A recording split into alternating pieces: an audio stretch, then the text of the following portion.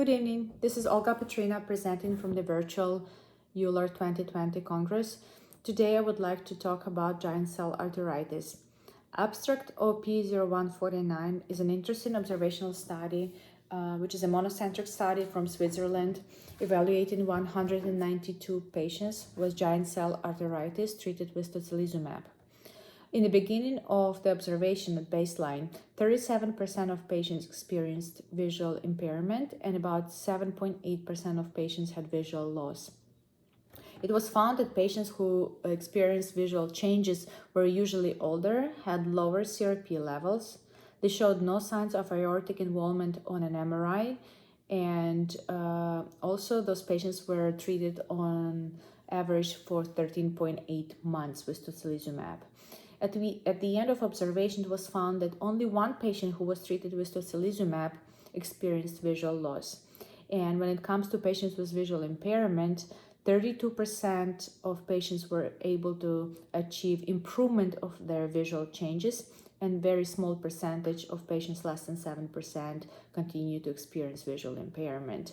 This suggests that tocilizumab may have a preventative effect on visual loss and also could be beneficial for patients with visual impairment in GCA.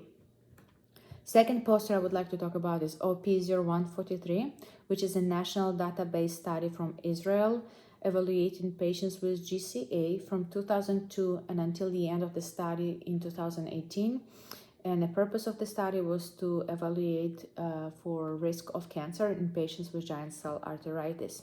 In this study, it was found that unfortunately patients with giant cell arteritis are at the higher risk of cancer overall, with hazard ratio of 1.29.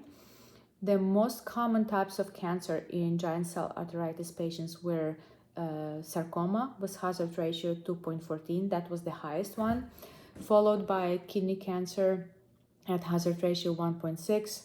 Hematological malignancies were common with leukemia, non-Hodgkin's lymphoma, and Hodgkin's lymphoma being the highest on the list.